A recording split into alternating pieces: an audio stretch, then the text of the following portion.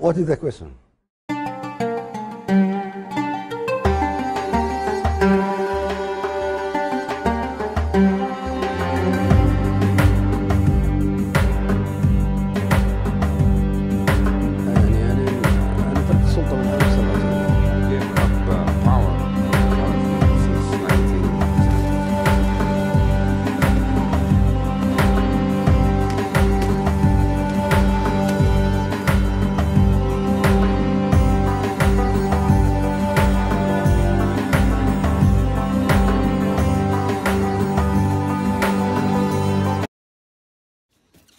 Здравейте, уважаеми зрители! Отново сме заедно. В днешното видео ще ви разходя заедно с мен из една невероятна, бих казал и недостъпна страна, именно Либия. Страна, в която само за миналата година са посетили 500 души туристи.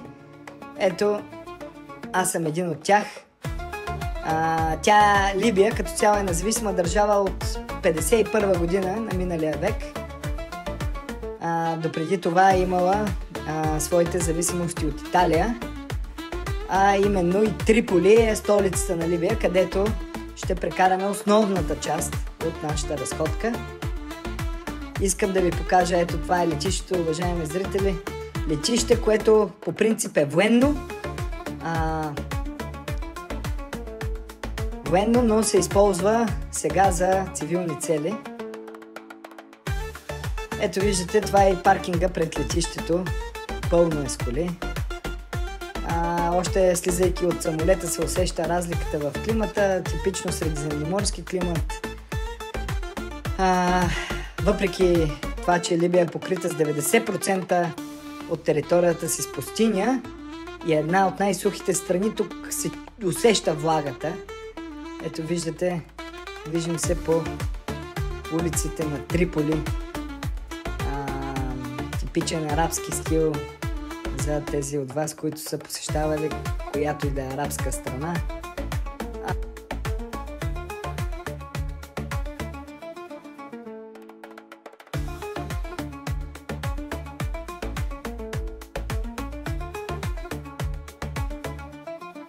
Ето, продължаваме разходката. Виждате коли паркирани, хора разхождат се, магазини. Основната религия в Либия е ислям и това ще го видите. Не се срещат толкова сами разхождащи се жени по улиците. Доста консервативен ислям.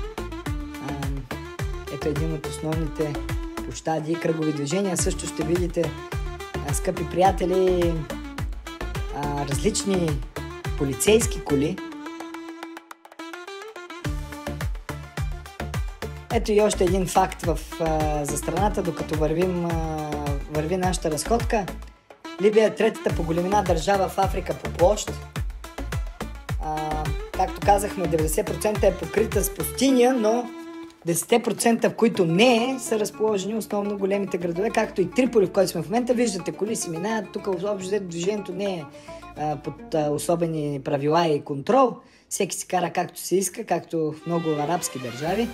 Ето виждате и следи от някога символични надписи по времето на Кадафи, които са пропаднали, и това остава като момент от наследството на една велика страна. И още един интересен факт: либийската валута е динар, както в много арабски държави. В общи линии не спира, има движение както през нощта, така и през деня.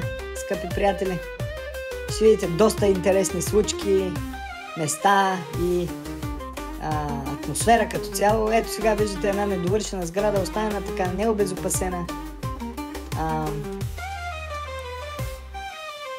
Малкото жени, които ще видите в днешното видео, са облечени с традиционна женска носия. Не често, както казах, се срещат жени така свободно по улицата.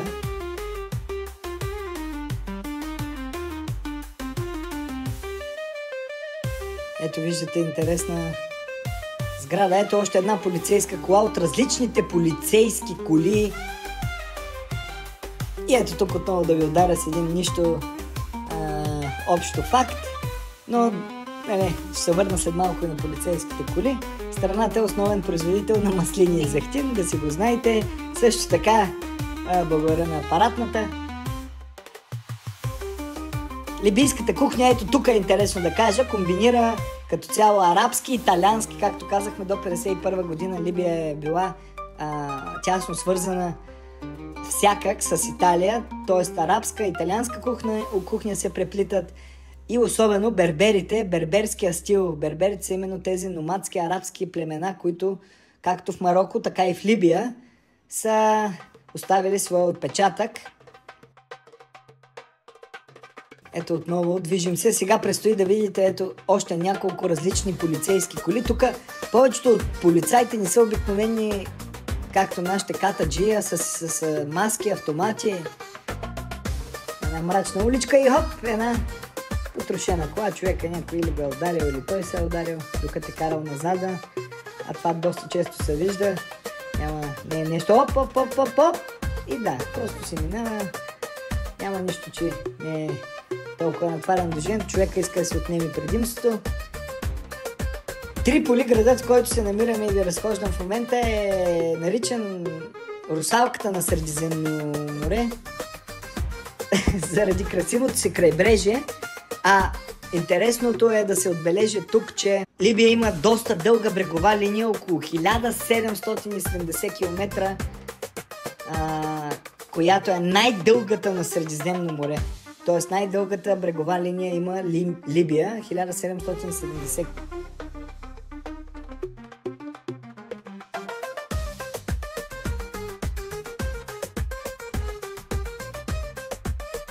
Ето виждате една обикновена уличка, тиха, типични, впрочем, бих казал комунистически блокчета. Все пак различни. Ето ги, представете си, уважаеми зрители, какъв е живота точно в тия блокове. Някакси навяват един смут, една така тягостна енергия.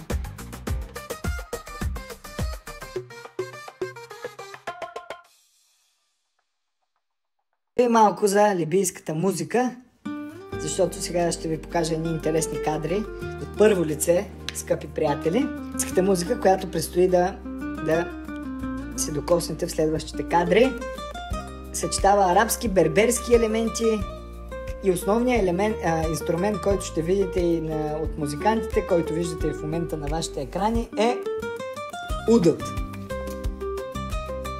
Ето ги тия изпълнители. Аз честно казвам им станах фен.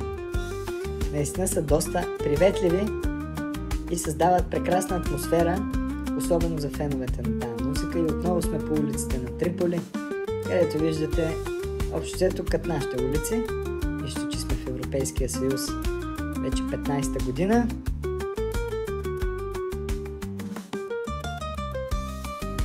Навсякъде са паркирали коли. Има места, където е наистина доста потискащо. Както виждате, валя и не е рядкост и тук да падат дъждове, именно поради средиземноморския климат и поради факта, че Триполи е разположен на брега. Виждате, някога всичко е било подредено и уредено, а в момента, където и да се обърнете, където и да погледнете, виждате лека нотка на хаотичност и разбърканост, скъпи приятели. Това е наследство, което много трудно, но определено виждам, че либийският народ има желание да се върне отново да се върне подредения свят, по-скоро подредената държава. Именно тук арабската пролет случи през 2011 година нанесе изключително сериозни щети върху държавата и революцията, която се състоя на 17 февруари. И тя тук в Триполи и изобщо в Либия, Триполи, Бенгази, двата основни града, тя бележи началото на именно тази арабска пролет. Така, Андрей, сега сме тук, Триполи, Либия, скъпи приятели, е част от Магреба,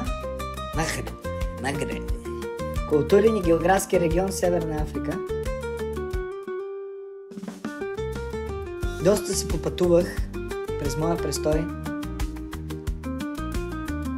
Всичко това е с цел да можете вие да се докосите също до този свят, да го посетите. Определено,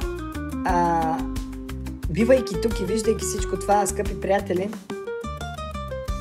оценям нашия живот в България. Но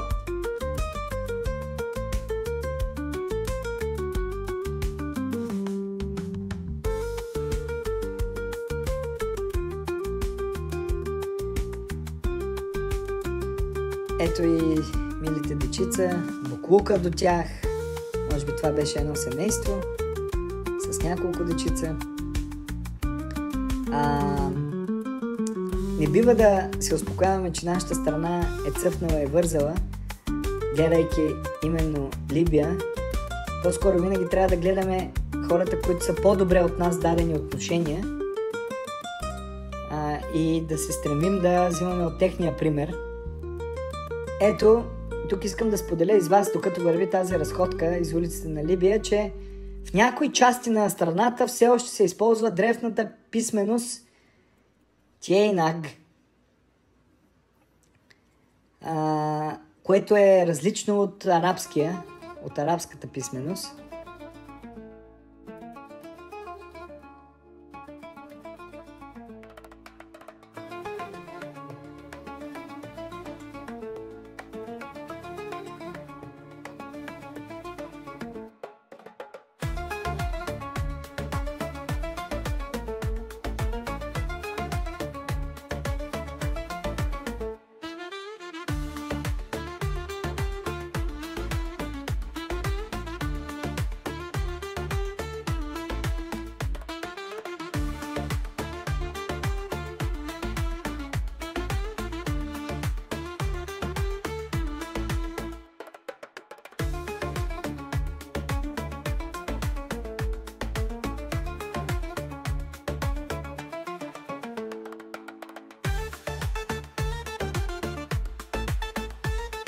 Ето сега, скъпи приятели, ще виждате как парапетите на сградите са покрити, именно за да няма видимост и хората да могат да получат своето уединение, особено дамите.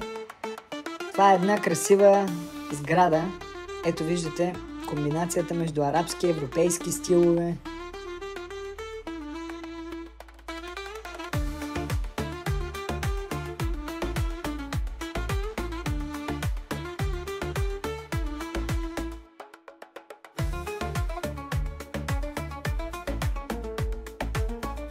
Ето тук и тази дама, танцувайки на музиката, която се носи от улицата.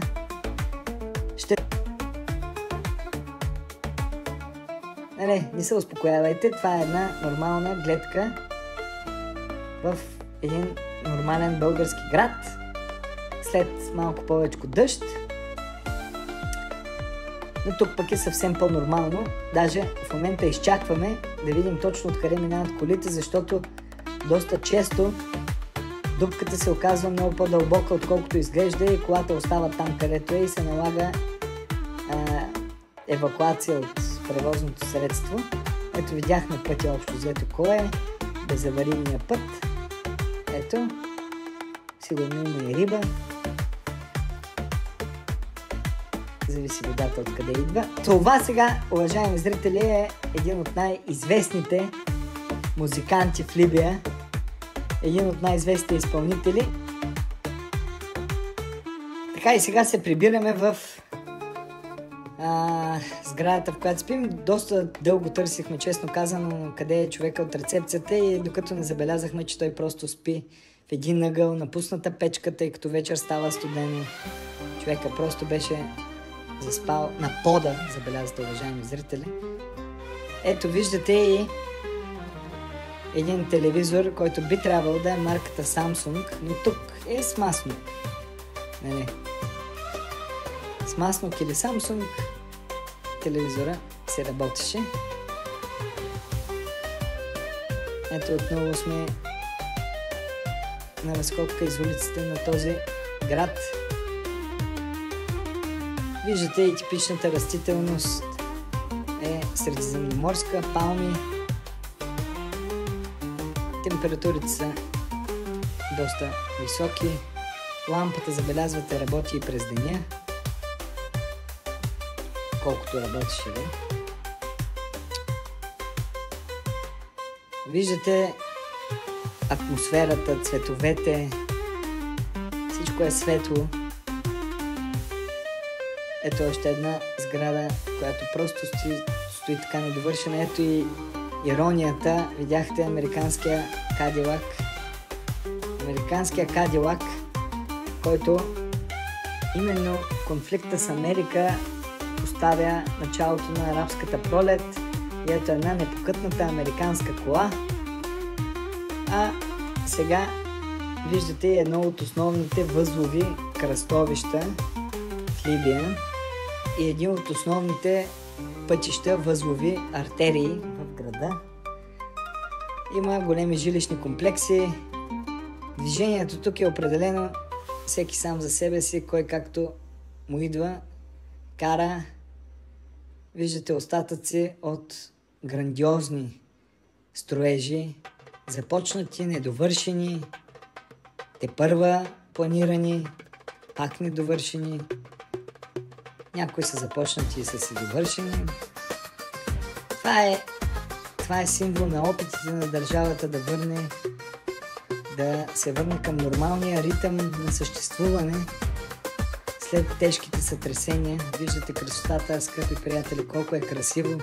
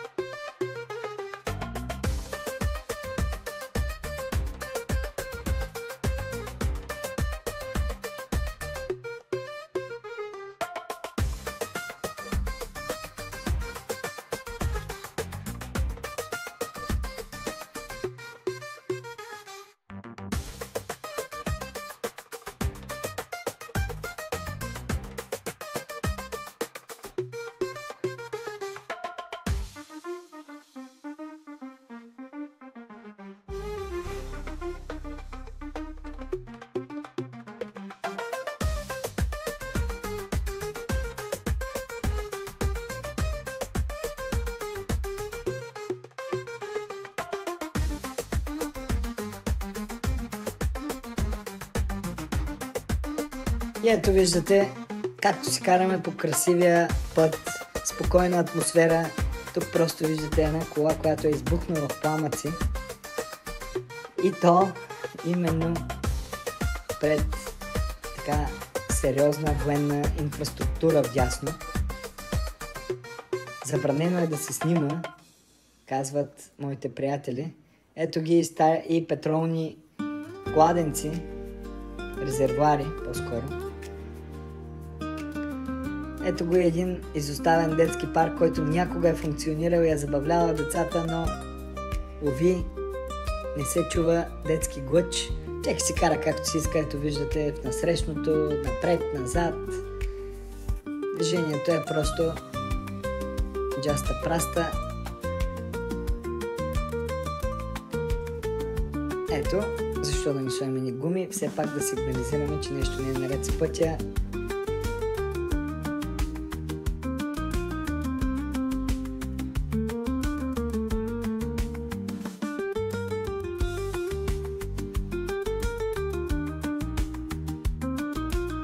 Ето е един прекрасен повод, една невероятна сватба.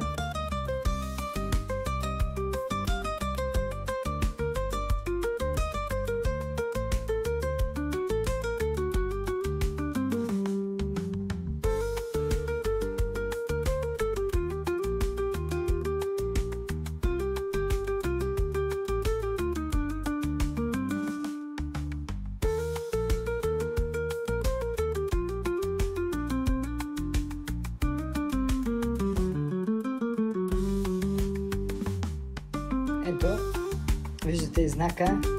Добре, че не е забранено пушенето в крайна сметка. Ето е въпросната брегова линия. Ако смятате, че при толкова дълга 1700 км брегова линия имат уникални плажове, бич барове. Не е така. Има определени места, където може само мъжете да ходят на плаж или само жени. Ето, за очудващо, това е една прекрасна църква в старинната част на Триполи. Виждате, това е един стар пазар. Интересното в него е, че на ден милиони долари се търгуват именно тук. Ето с тези колички, които са разнасени от деца. Ще питате как има толкова много пари в колички, разнасени от деца. Ами именно доверието е основната валута. Ето, водата може би не е чак такъв кът. Именно след тези колички се разнасят парите, както видяхте преди секунда, от малки деца до местата за съхранение на парите. И, както ви казах, ето, виждате и още едно наследство от някога, кипящия живот тук в този прекрасен град.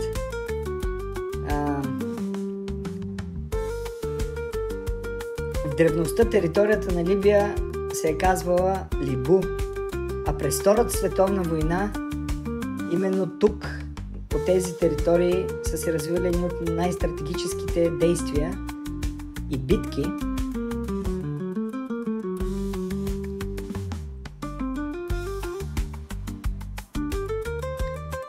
Ето тук вече сме в централната част на града. Виждате типичните задръствания, но тук са по-особени, тъй като няма особен ред за движение.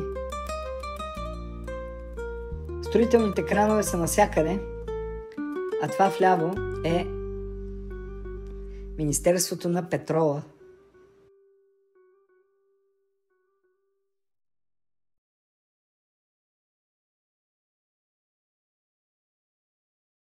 Ето, що да ни се кара човек с моторчето и по тротуара.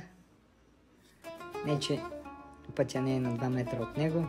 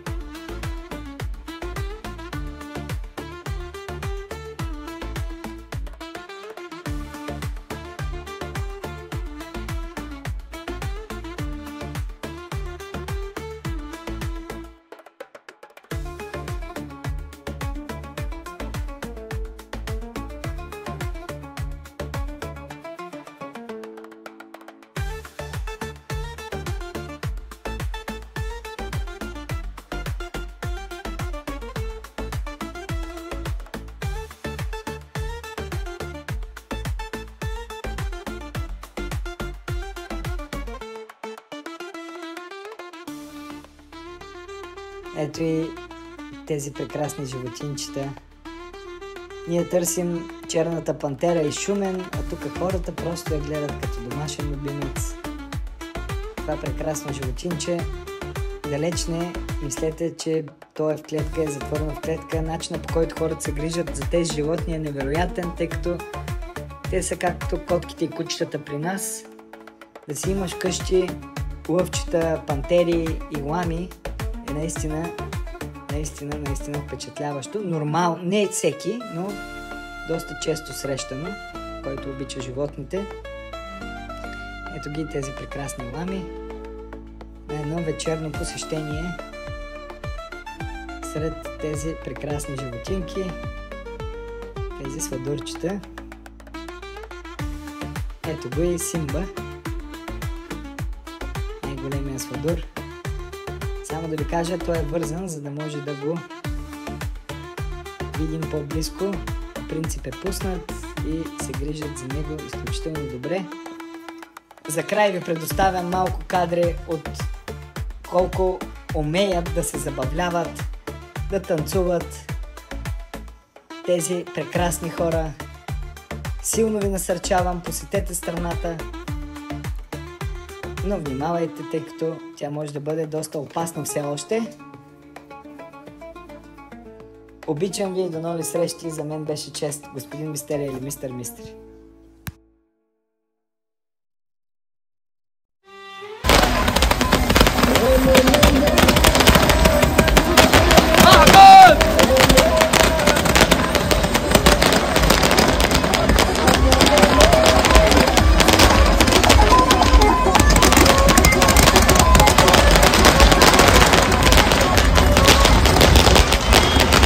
Amazing, bro. Look at our... Look at our...